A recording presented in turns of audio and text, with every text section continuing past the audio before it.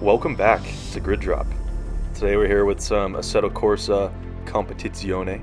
I was considering putting Assetto Corsa on the channel for quite a while now, and I just didn't really know if it would fit in given the rest of the stuff is F1 related, so this is kind of a test video just to see how well it does, if people like it. Hopefully enough people watch it and can leave a comment or something. So if you are watching, leave a comment, let me know if you want to see more Assetto Corsa on the channel. If so, I'll probably do like a championship in the future, so you will get, a full circuit, a calendar of tracks, and it'll be like the full race weekend, practice, qualifying, and the race. The race will probably be maybe 40 or 50 minutes, somewhere around there. But yeah, so let me know if you want to see more of that in the future. As for the car, you can see it on the screen here, obviously. I believe it's the 2019 Aston Martin V8 Vantage. So the livery is a custom one that I made. I think it's pretty sick. So not really a game created livery, but I like it. So racing at Silverstone, I think that's kind of a good segue from the F1 stuff. At least you get an F1 track in Assetto Corsa, so it's kind of a happy medium between the two categories of racing. So it's gonna be a night race at Silverstone, 20-minute race, and let's get into it. Stay double file.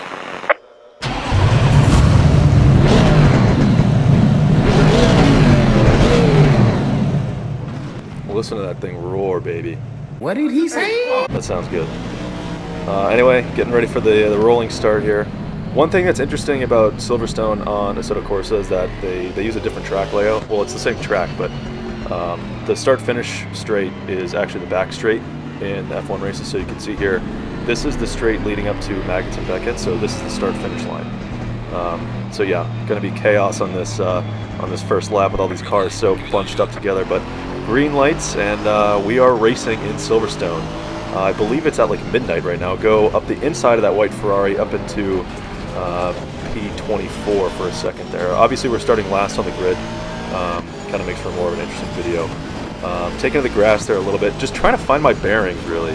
This opening lap into Maggots and Beckett's is always chaos in this game because you got people side by side, and it's a lot of close calls. So I try to keep it chill at the start of the race, but eventually we'll kind of find our groove. So really right there is prioritizing a better exit so I can get some acceleration on these guys in front. Making the switchback behind that Lamborghini right there, and that puts me up into P22.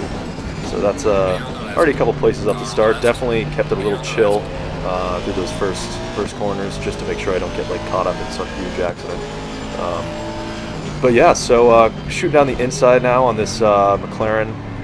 Pretty easy move there. Hopefully we can make it stick. A little bit of contact with the Ferrari there, and that invites the McLaren back up the inside. So a little bit of counter steer there, trying to make sure we get some traction down. And we get smoked. We get smoked by the McLaren. Oh my god. Oh my god. That was an interesting line there. So let's see what happened here. Yeah, he goes up on the sausage curb and is airborne, and crashes right to the side of our passenger window. You can see from his perspective here. That was, oh my god. Wow. Alright, so back to the race. We're getting passed on this back straight now after that incident. The McLaren is way down the order. Luckily, we were able to kind of survive that. We got put into almost like a half spin there, and luckily we were able to save it. So not actually really too much of an issue there. Definitely put that McLaren out of the race. If not, he's at the very back of the field. So kind of unfortunate for him, but that was completely his fault. So obviously we're behind this Lamborghini now, but the gap to the next main group of cars is about 3 seconds. So actually not too bad of an incident. That definitely could have been worse, and we could have been way further down the order. So kind of lucky for that one. But the Lamborghini in front is definitely a catchable car. Obviously catching is different than overtaking, but I feel like we have the pace to catch this guy. I'm hoping this race to get around like P10. I think that'd be pretty cool to start at the back of the grid, get P10 in 20 minutes. So obviously these cars are not nearly as fast as F1 cars, so they're a little bit different to drive. You got to take some different lines through, especially like Maggots and Beckett's or stuff that you usually take flat in the F1 cars. You have to brake a lot earlier for in Assetto Corsa. So but that's pretty much self-explanatory. You can see from the driving, it's definitely very different. So so that's pretty much a lap down. on lap 2 now, 17 minutes to go. Pretty pretty rough start, but nothing we can't make up. So catching on this Lamborghini now, going to go around the outside at Copse, similar to the Lewis Hamilton Max Verstappen 2021 incident. I was I'm Max Verstappen in this scenario, going around the outside, but luckily I can make it stick this time, and I don't get sent into the wall and the hospital. So that's a pretty clean overtake. There's no replay of it, but didn't really need one there. Pretty much passed him on the straights. That wasn't too crazy. He's definitely fighting back. He's a little feisty behind me. You can see the red indicator arrow.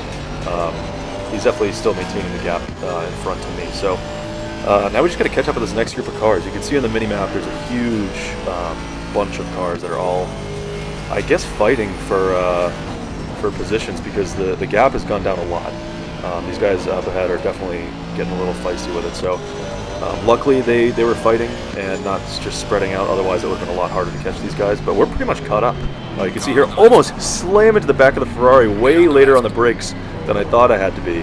And that turns into an overtake around the outside. So that works out pretty well. You can see a replay here. Look at how close. Oh my god. And he goes up on the sausage curb as well and loses tons of time. So the AIs just love using those curbs, even though that's not really very smart. But that was a really close call. I definitely thought the car would be stopping earlier than that. Still used to the crazy huge brakes on F1 cars, but looks like there's a car driving slowly up ahead. We're going to take advantage of that, go around the outside of two of these guys. I believe that was a McLaren and a Audi R8, so that's up into P18 now. So not actually too bad. Kind of clawing our way back up the order. You can see a replay here. There was definitely someone going slow. I can't see if anyone spun or was off the track at this point, but the Audi easily could have fought that move right there. You can see he went up on the sausage curb and just shot himself in the foot again for time. So I'm not really too sure why the AI like to do that so much, but yeah. So 13 minutes left in the race. I believe this is like lap 2. Yeah, ending lap 2 now.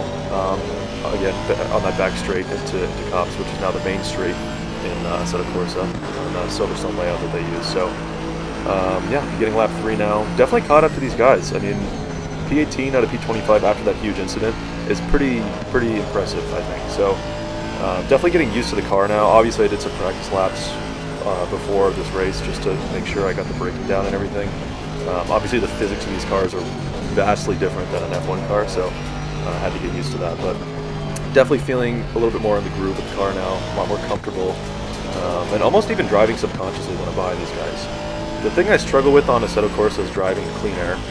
If I'm trying to make up a gap in front of me, I misjudge the braking points a lot because it kind of gets muddled up with like F1 braking points, especially after long straights like Spa or something.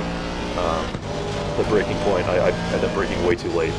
So at least I'm used to that in Silverstone, and I feel comfortable with the car. But it looks like he's going like, oh, dude, I don't know why they go on the sausage curve. It's such a bad idea. So we made contact with the Mercedes there, obviously, and luckily, not too serious. But that was pretty questionable driving. I don't know why he decided he needed to get on the sausage curve there. He could have just braked a little bit more and not been squeezed out onto that curve. But it looks like we could probably go for a move here down the inside, and we're going to do that, just that, and our tires are squealing. That was very late braking, barely made that move stick. And the SLS looks like he's trying to fight back to that position, but we closed the door, and that's job done, and P17 is secured. So luckily we could get that guy out of the way because he seemed like potentially a pretty bad driver, and I want to get caught up in an incident with that guy when he hits another sausage curb. So luckily he's behind us now. So catching up to these guys again. I mean, I'm making up a lot of time through the corners. I think I have a higher downforce setup than some of the AI. So I think that's helping me through the corners. And on the straights, I'm close enough to get a pretty effective slipstream. You can see here, I'm definitely close enough where that slipstream is effective. So the arrow isn't really dragging me down too much on the straights, which is actually a pretty good deal. So we're gonna go up the inside of Copse here. Now switching roles, I'm now Lewis Hamilton, and we make that move work. So we have now proven you can overtake up the inside and around the outside of Copse. So F1 drivers take notes. Going into Maggots and Beckett's now. Again, little unsteady actually in this car. You gotta be pretty diligent on the brakes. Make sure you're braking at the exact right point. If you're braking through the corner and turning at the same time, you tend to understeer and kind of slide out, like almost drift onto a wider line, which can obviously kind of ruin your corner entry for the next turn. So that's probably the hardest part about this track in one of these cars. In the F1 cars, I actually don't think it's too difficult of a section on the track. So yeah, 7 minutes to go now. We're on lap 5. Pretty much just chilling behind these guys, just maintaining pace. I'm trying to maintain the gap, make sure I don't fall too far behind, and mostly just getting reaccustomed to the car. Obviously, we don't have any damage or anything. Damage is on light, so it's mostly like cosmetic damage. So that incident from lap 1 isn't really hindering our performance right now, but it definitely could have if damage was like a higher setting. But yeah, like I was saying, kind of maintaining the gap to these guys ahead. P15 now. Pretty good recovery, I'd say. I mean, we're up 10 places since the beginning of the race, especially after that crash into turn 1. So going up the inside of Copse again now. I seem to really like overtaking here. I think I get a better exit from the corner leading onto the main straight, and luckily I'm able to kind of slipstream off the guy in front, and it just propels me forward, and we're at least even into Copse. So that's definitely a strong overtaking part of the track. I believe most of the overtakes I've done so far this race are on that main straight. So definitely want to maintain gaps to, well, obviously catch these cars up ahead, but I want to maintain gaps until I can at least get to that straight, and then I think there's a higher chance of me overtaking around there. So yeah, just kind of doing my own race at this point, trying to close these gaps ahead. Gaps behind are pretty consistently falling. I definitely have pace compared to these guys. Most of it is the guys up front are fighting, they're battling for positions, and the guys behind them just slowly picking off one by one, and eventually they're just falling behind. I think overall I have stronger pace. So luckily we're able to catch up to these guys. I was hoping that I wouldn't screw up the difficulty setting and that the pace wouldn't be too crazy to keep up, but we're definitely keeping up and showing some good, solid, consistent pace. So that's the most important thing, at least coming from a gameplay perspective. But yeah, catching up with these guys. So I think I might just maybe shut up for a little bit and let you guys listen to this beautiful V8 Vantage of flying around Silverstone.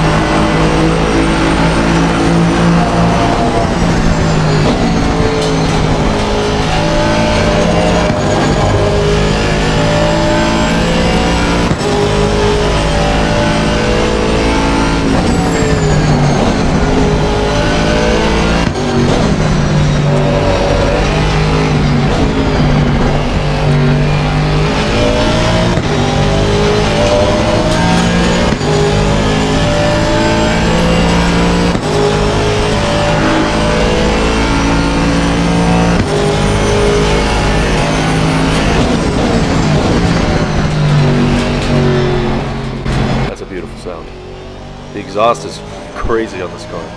It's so nice to listen to. So unfortunately you guys have to hear me talk the whole race and ruin it, but actually let me know in the comments if you like the Assetto Corsa gameplay. Let me know if I should do like no commentary or maybe less commentary, and I'll consider doing that in the future. The My Team stuff I'll probably continue to comment on. I think it makes for more entertaining races, but this one's kind of a test video, so I'm not really too concerned if my commentary isn't like, I don't know, super enthusiastic or something. I just want to kind of see how this video will do on the channel.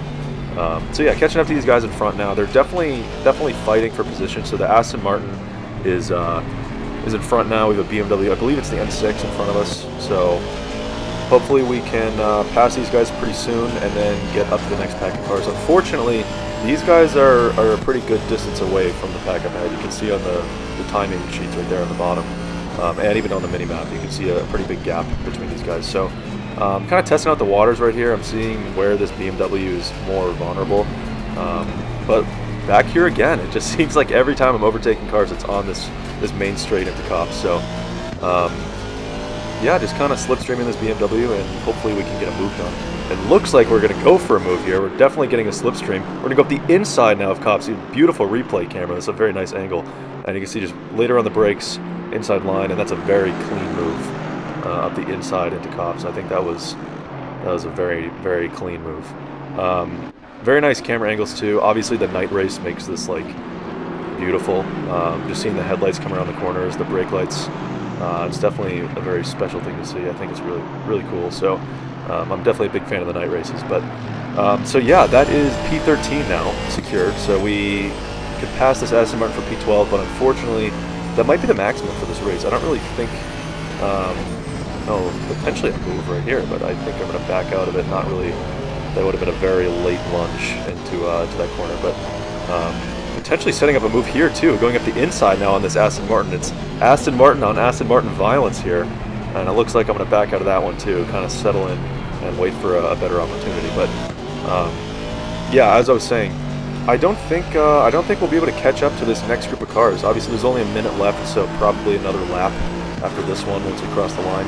And I think this is probably the maximum is P12, and then make sure I can build enough of a gap that I keep these guys behind. So it looks like we're going to go for a move at the inside here, and we're side by side. Luckily, I avoid the sausage curve there. Don't lose any time, but I go way wide into the next corner, that kind of chicane there, and then Aston Martin grabs that place right back from me. So pretty good side-by-side racing there at Silverstone. And definitely getting a better exit than him. I had a wider line, so through the corner I carried more speed. A little bit compromised of a line for him, and we're going side by side again. This time I'm on the inside. I'm not too late on the brakes. He looks like he could go for a switch back up the inside, but it looks like that move is done. So I overtake him before Cops on the main straight, so that's at least something new. Go definitely way wide there onto the gravel, and luckily I don't totally screw up that overtake, and I keep the car on the track, and we're still planted. So yeah, race is now over. Like I was saying, I mean, there's only a minute I just skipped through basically. This is the last lap, so lap 9 of a 20-minute race. So this is the final lap. Leaders are, I believe, they're not done yet, but they're, I think, rounding a few final corners right now. Go way wide there, and it looks like the BMW is going to capitalize on that total screw-up right there, but luckily with the inside line, better traction. He definitely braked a little late there to try to get that move done, but luckily we had a better head on our shoulders after that mistake, and we could keep it behind. So yeah, race leaders just finished the race. Yeah, unfortunately P12 was maximum. I think if we didn't have that incident at the start, we probably would have made up more places. There was a big gap to this Aston and BMW ahead of them.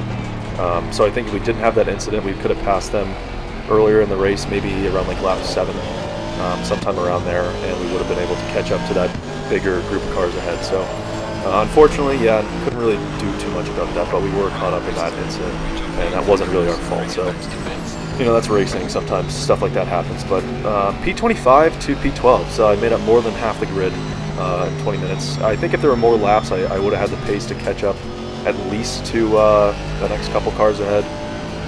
But obviously, you know, that's a big if. So, yeah, I think the car had strong pace, but you never know. And especially, you know, catching is different from passing. So even if I caught up, you never know if I'd be able to overtake as effectively as I did. So just watching some of the post-race replays here, some really nice camera angles. I think that livery is like stunning. But yeah, so let me know what you thought about this video. Leave a comment, or I don't know, no one probably watched it this far, but if you have, leave a comment. Let me know if you want to see more of this on the channel, if you liked it. And also let me know about the commentary. They have quite a different sound in this game, and I feel kind of bad ruining it with my stupid commentary. So yeah, let me know if you want less commentary. Also let me know if you want more Assetto Corsa on the channel in the future. And yeah, so I think that's going to do it for today, so I will see you in the next one.